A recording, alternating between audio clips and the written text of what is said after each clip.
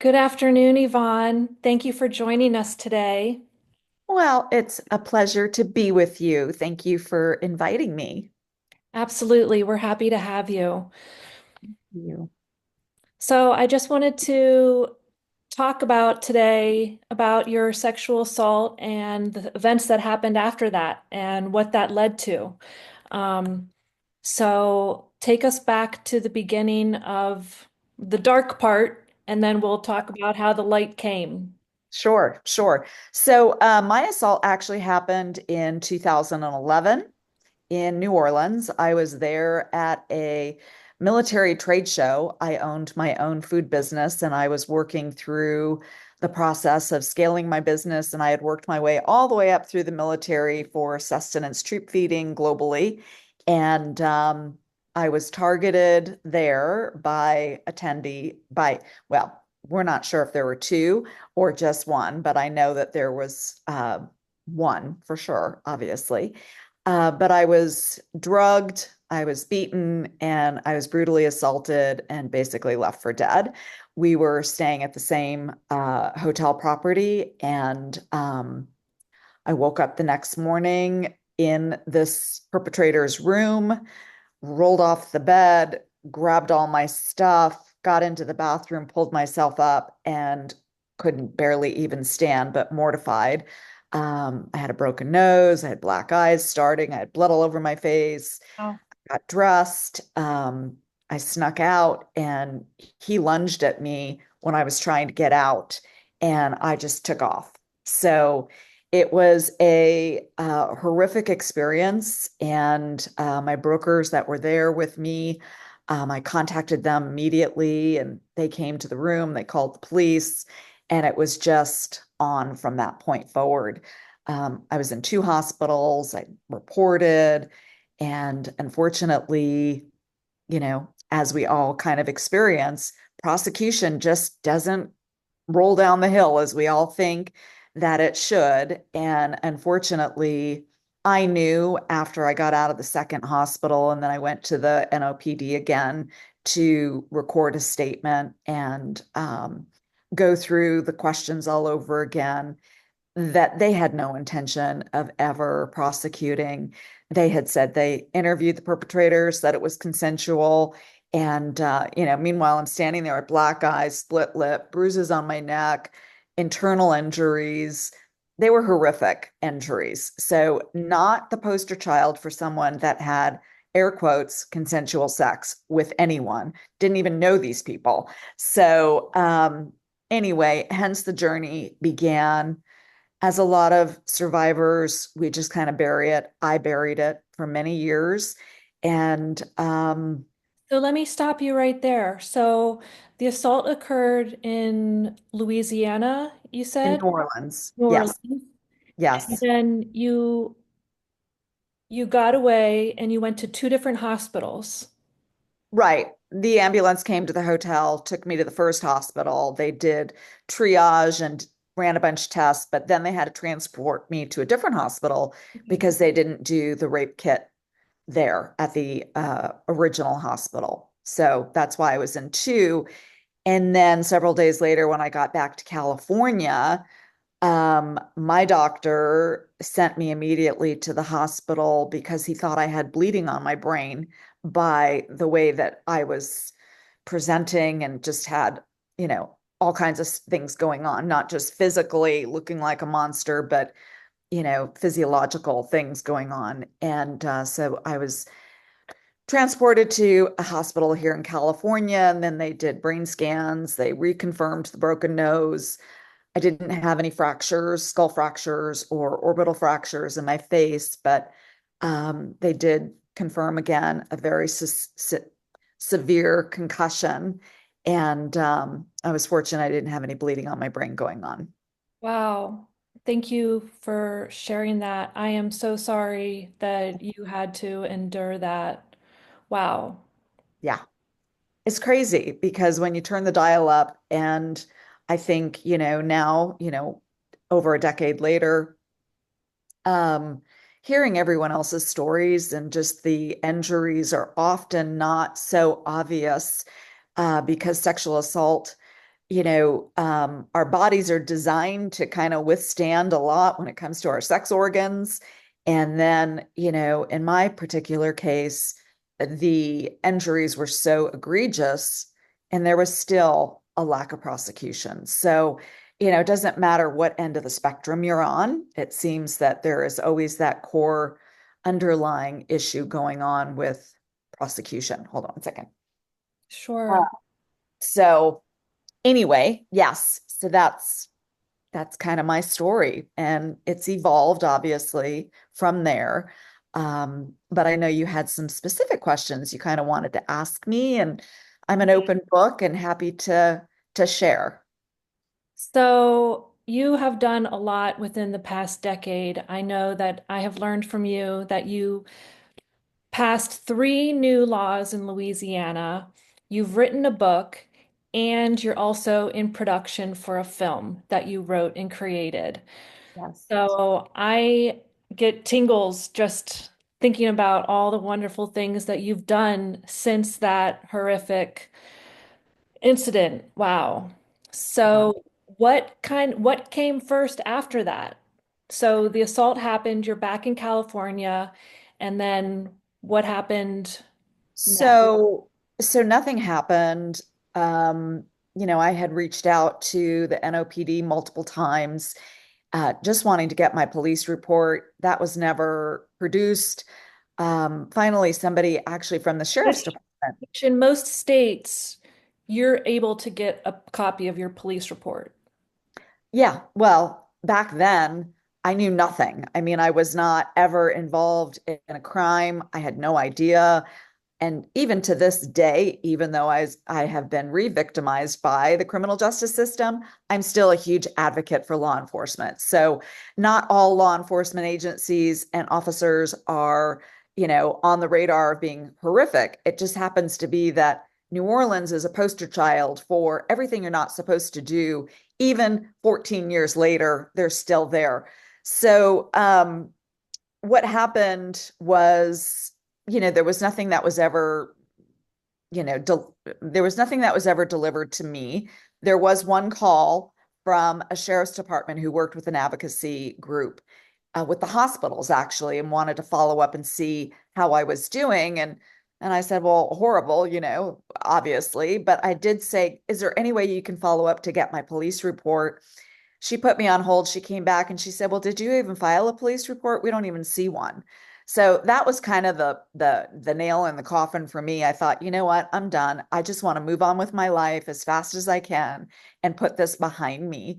Again, not operating with a clear mind, but it's just kind of a knee-jerk reaction. We all want to just move on.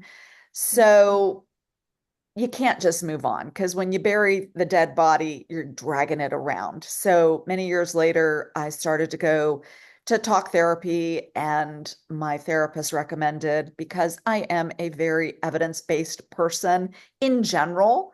I'm just, I always tell everybody I could sit for the bar. I've been involved in business litigation and other things, and it's just like it's part of life, right?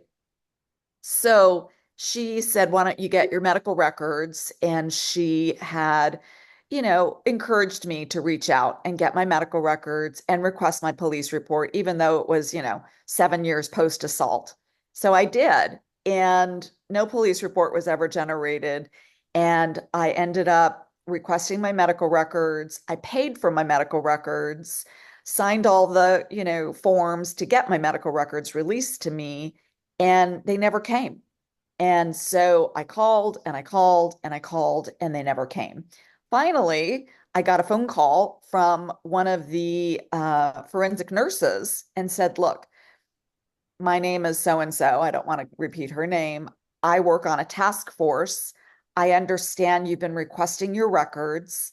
And I just want you to know, even though I'm on a sexual assault task force outside of the hospital asked me to contact you to tell you to stop contacting us for your records. And I was completely confused. I said, why? And she said, because you have an open case, we can't give them to you. And I laughed. I said, I don't have an open case. I don't even have a police report. And that's what started the journey down this path. Like, one more raised eyebrow, one more set of that doesn't make any sense situations. And so one thing led to another, and I got in contact with an attorney in Louisiana. She said she would do it pro bono because she believed me. And she had reached out to the DA. She got their side of the story, which absolutely did not align at all with the truth, not even a version of the truth. And then that was horrifying. And so then she said, look, I'm a criminal defense attorney. Based on everything you're telling me, there's no reason why there shouldn't have been a criminal prosecution here. Let me refer you to somebody else. So she did. That attorney worked for the Louisiana Foundation for Sexual Assault. He and I got together. He requested the medical records, same thing, one thing after another. He got blocked.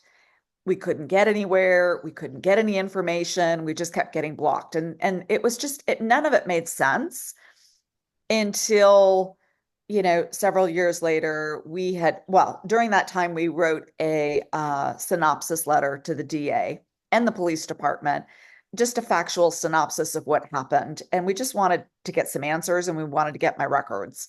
Well, that spun out and opened another case, which abruptly closed. And then we responded again. And let me go back because there were 5 total investigations. There was the original one. Then, when the forensic nurse had contacted me and said, "Stop calling us," she said, "Are you familiar with the federal consent decree that the NOPD is under?" And I said, "No, I didn't even know what that meant." Anyway, long story short, the Department of Justice had put a federal consent decree. They had entered into a federal consent decree with the New Orleans Police Department, and they cited every single department for misconduct. The Special Victims Unit specifically had massive misconduct. Turns out I was one of 1,190 other victims that their files basically got round filed. They were never investigated. So flash forward, we connected all those dots. Fourth investigation, well, an internal affairs investigation opened because I reached out to the authors and the law firm of the consent decree in DC. They suggested I do an internal affairs. That turned into a bunch of blocks as well.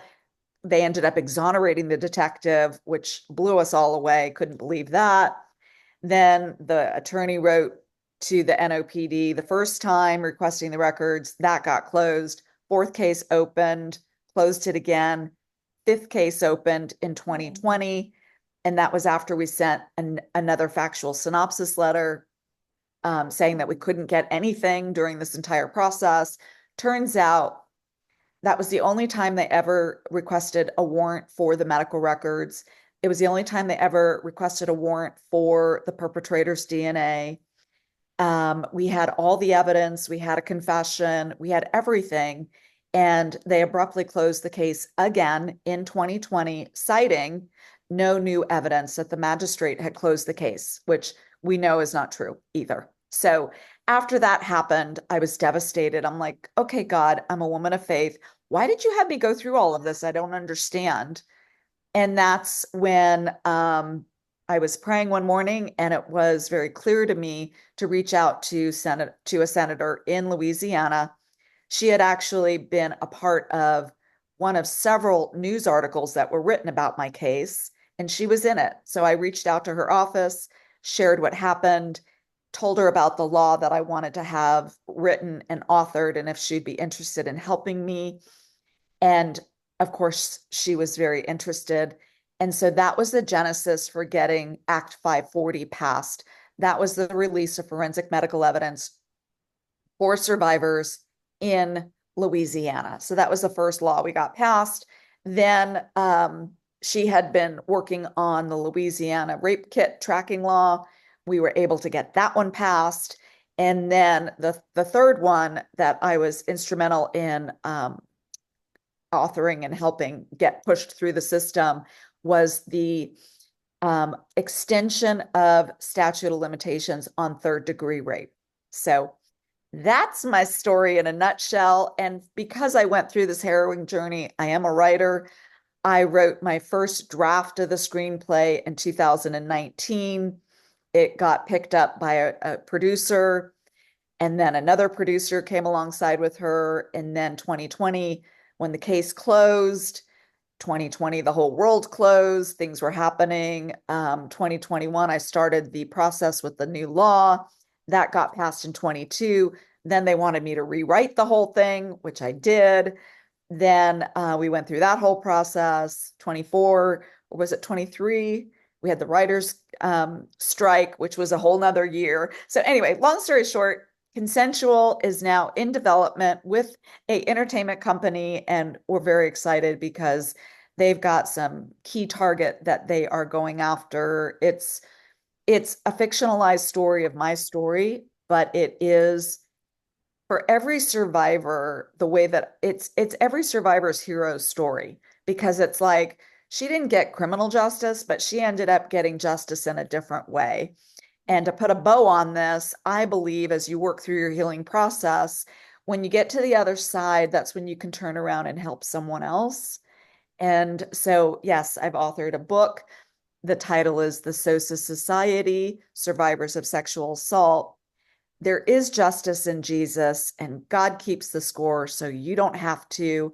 The whole book is based on working through a journey and a choice of forgiveness to let yourself out of your own emotional prison. So that's kind of a lot in a nutshell.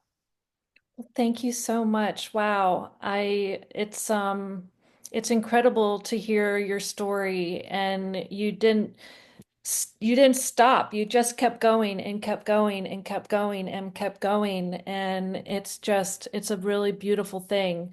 Um wow.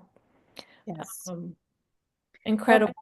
So well, the most important what thing is can, oh, go go ahead. ahead. No, no, you go ahead. Where can we find your book? So it will be up on Amazon. I just got an email yesterday from Amazon KDP saying there was something wrong with the header. So it'll be re-uploaded onto Amazon within the next 2 or 3 days. My Okay, editor is making a correction on it, but it'll be on Amazon. And great.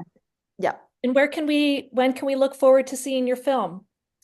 Well, it's in production right now, development. So who knows? Hollywood takes their time on doing some of these things. I don't have a release date, but they are working very, very diligent on it. I know there's some meetings in Cannes coming up in about 8 weeks. So that's pretty exciting in France. So we'll see. To be determined. I will keep you posted. Wonderful. Thank you so much. And we'll definitely let the Bringing Light to Darkness community know about that as soon as we know more. Thank you Yes, so much, Yvonne. I really it's appreciate your my time. pleasure. Thank you. All right. You have a blessed day. Thank you. Bye. Okay. Bye bye.